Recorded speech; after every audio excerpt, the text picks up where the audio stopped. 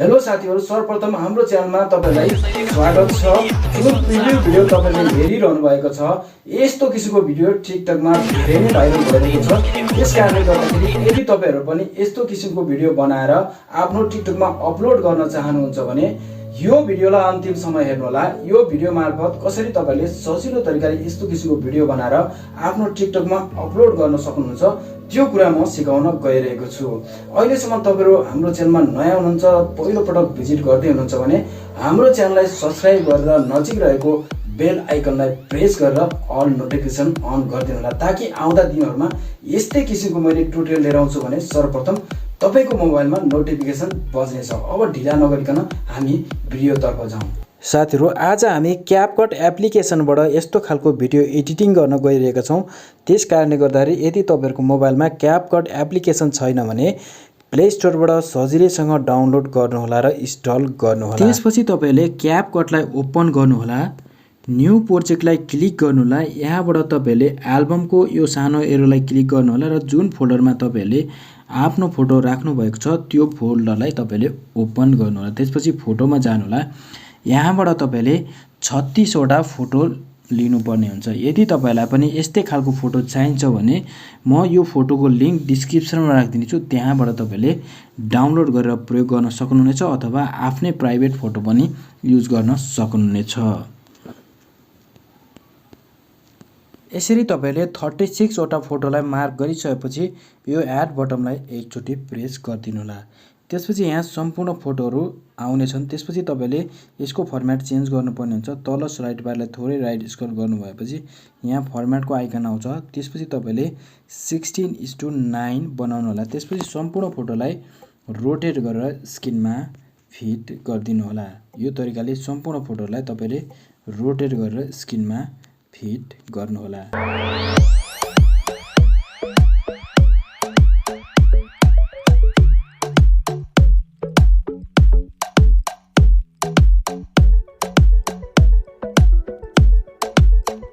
यसरी हामीले सम्पूर्ण फोटोहरु रोटेट गरेर स्क्रिनमा फिट गरिसकेपछि अब हामीले सम्पूर्ण फोटोको फेरि ड्युरेसन मिलाउनु पर्ने हुन्छ। त्यसको लागि तपाईले क्रसरलाई स्टार्टिङ पोइन्टमा लिएर आउनु होला। त्यसपछि तपाईले जस्ट फोटोलाई टच गर्नु होला। म एउटा फोटो मात्रै तपाईलाई डेमो देखाउँछु कसरी हामीले यसको ड्युरेसन मिलाउन सकिन्छ भनेर। त्यसपछि बाँकी सम्पूर्ण फोटोको म ड्युरेसन मात्रै भनिदिन्छु, तपाईहरुले पनि त्यही तरिकाले मिलाउनु होला साथीहरु। त्यसकारणले गर्दाखेरि यहाँ अलिकति ध्यान दिएर हेर्नु होला। फोटोलाई हामीले ड्र्याग गरेर मिलाउनको लागि यहाँनिर तपाईले देख्नु भएको छ यो लास्ट किनारा, यसलाई जस्ट ड्र्याग गरेर तपाईले यसको ड्युरेसनलाई घटाउन बढाउन सक्नुहुन्छ। यो तरिकाले तपाईले सुरुको फोटोको ड्युरेसन 0.9 सेकेन्ड राख्नु होला। त्यसपछि तपाईले दोस्रो फोटोमा क्रसर राख्नु होला। दोस्रो फोटोलाई टच गर्नु होला। यहाँबाट तपाईले ड्र्याग गरेर यसको साइज 0.4 सेकेन्डको मात्रै बनाइदिनु होला। यसरी ड्युरेसन मिलाउँदाखेरि तपाईले देख्नु भएन भने थोरै जुम गर्नु होला। यहाँनिर तपाईले राम्रोसँग मिलाउन सक्नुहुनेछ।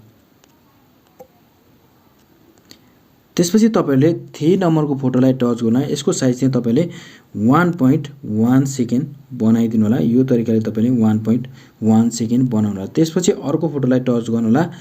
0.5 सेकेन्डको बनाउनु होला। 0.5 सेकेन्डको मात्रै बनाउनु होला।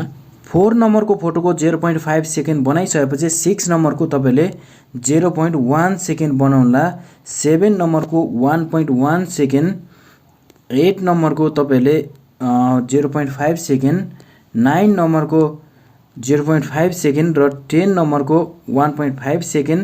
त्यसपछि तपाईले 11, 12, 13, 14, 15, 16, 17, 18, 19 गरेर जम्मा 10 वटा फोटोको तपाईले 0.4 सेकेन्ड, 0.4 सेकेन्ड, 0.4 सेकेन्ड बनाउनु होला। 10 वटा फोटोको तपाईले 0.4 सेकेन्ड बनाइसकेपछि अर्को तपाईले 2.2 सेकेन्डको बनाउनु होला। त्यसपछि तपाईले यहाँबाट फेरि 15 वटा फोटोलाई 0.4 सेकेन्ड, 0.4 सेकेन्ड बनाउनु होला।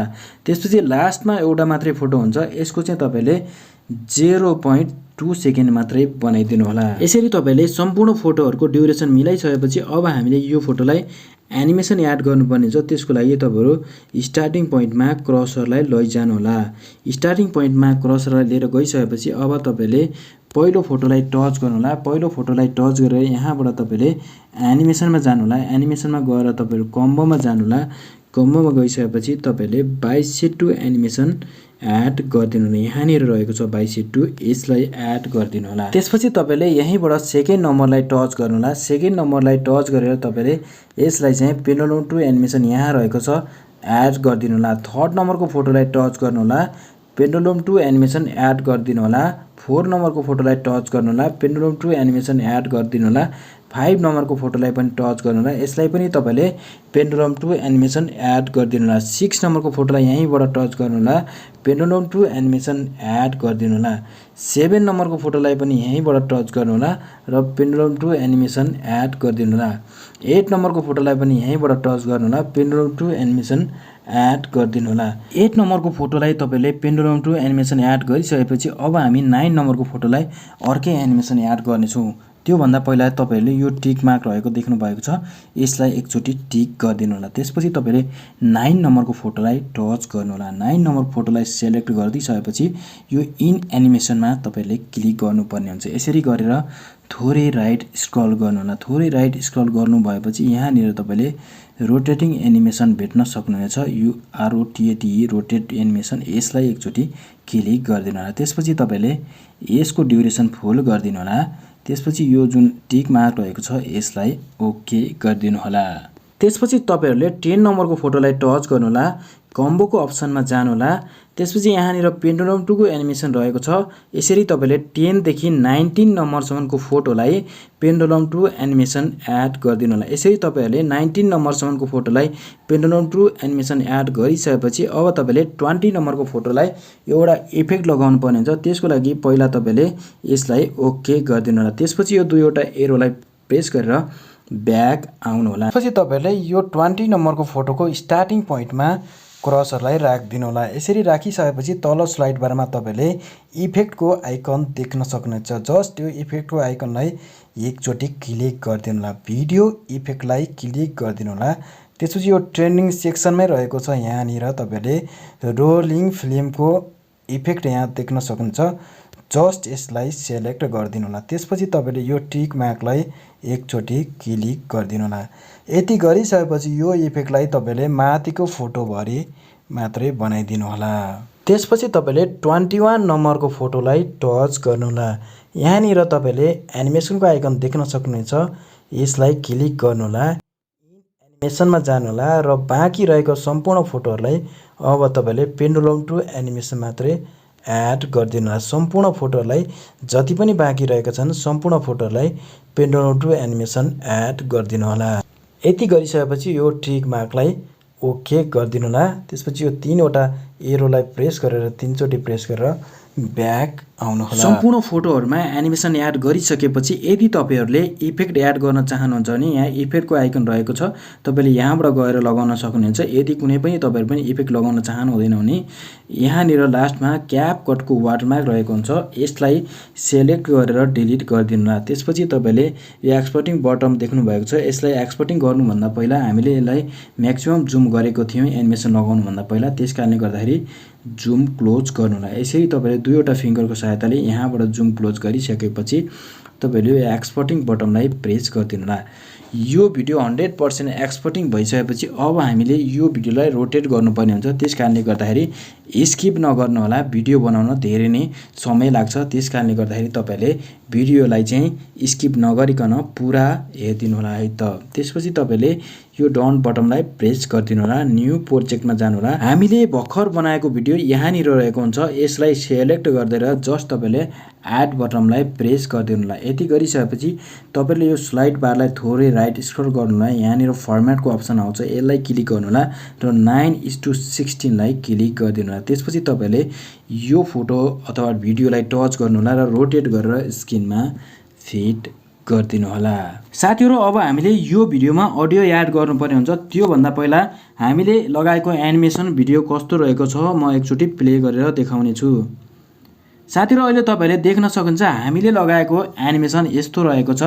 यदि तपाईहरु पनि दाहिना बायाँबाट पेन्डुलम 2 र पेन्डुलम 1 एनिमेसन एड गर्न चाहनुहुन्छ भने तपाईले यो भन्दा पहिलाको भिडियोमा हेर्नु होला। त्यो भिडियोमा मैले तपाईलाई कसरी चाहिँ सजिलो तरिकाले पेन्डुलम 2 पेन्डुलम 1 एनिमेसनलाई साइडबाट जम्प गराउने भनेर टोटली रूपमा सिकाएको छु। त्यो भिडियोको लिंक यसै भिडियोको डिस्क्रिप्सनमा राखिदिन्छु, त्यहाँबाट तपाईले हेरेर लगाउन पनि सक्नुहुनेछ। यदि तपाईहरु त्यो झन्झट गर्न चाहनुहुन्न भने यति मात्रै एनिमेसन एड गरेर पनि आफ्नो भिडियो बनाउन सक्नुहुनेछ। अब हामीले यो भिडियोमा अडियो एड गर्नुपर्ने हुन्छ। त्यसको लागि तपाईले यो क्रसरलाई भिडियोको स्टार्टिङ पोइन्टमा लिएर आउनु होला। त्यसपछि तपाईले एड अडियोको अप्सनलाई क्लिक गर्नु होला। यहाँ एक्सट्र्याक्टको फोल्डरलाई क्लिक गरिदिनु होला। त्यसपछि यहाँनिर प्रेस गरेर तपाईले डाउनलोडको अप्सनमा जानु होला। यहाँबाट तपाईले यो भिडियोलाई मार्क गरेर इम्पोर्ट साउन्ड अन्लीलाई ओके गरिदिनु होला। यो भिडियोको लिंक म यसै भिडियोको डिस्क्रिप्सनमा राखिदिन्छु, त्यहाँबाट तपाईले डाउनलोड गरेर अडियोलाई मात्रै युज गर्न सक्नुहुन्छ। अब म तपाईलाई प्ले गरेर देखाउने छु। हाम्रो भिडियोमा अडियो आइसकेको छ।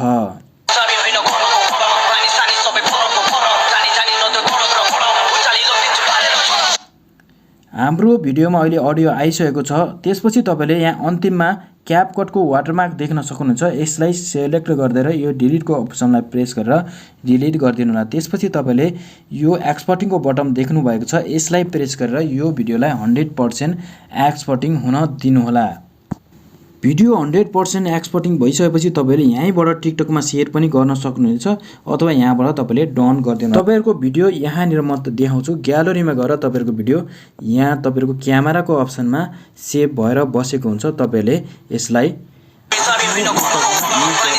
साथीहरु आजको ट्युटोरियल तपाईलाई कस्तो लाग्यो, मन पर्यो भने साथीहरुलाई पनि शेयर गरिदिनु होला र भिडियो कस्तो लाग्यो कमेन्ट पनि गरिदिनु होला। अहिलेसम्म हाम्रो च्यानललाई तपाईले सब्स्क्राइब गर्नुभएको छैन नि सब्स्क्राइब गरेर नजिकै रहेको बेल आइकनलाई प्रेस गरिदिनु होला र बाँकी दिनहरुमा कस्तो खालको तपाईलाई एडिटिङ ट्युटोरियल चाहिन्छ त्यो पनि कमेन्ट गरिदिनु होला। आगामी दिनहरुमा यस्तै खालको भिडियो एडिटिङ ट्युटोरियल लिएर आउने बाचाका साथ अहिलेलाई बाइ बाइ।